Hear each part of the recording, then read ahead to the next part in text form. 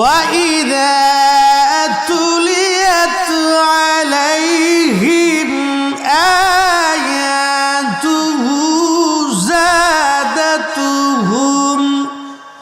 إيمانا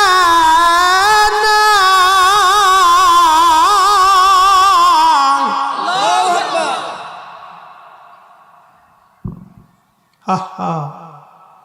বলেন তো আল্লাহর কালাম ভালো লাগে না খারাপ লাগে?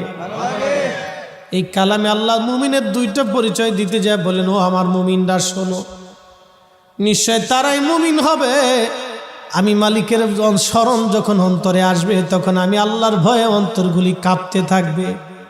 শুধু কাঁপতে থাকবে, মুফতির কাজ কি অনেক বুঝে ফতোয়া দেওয়া।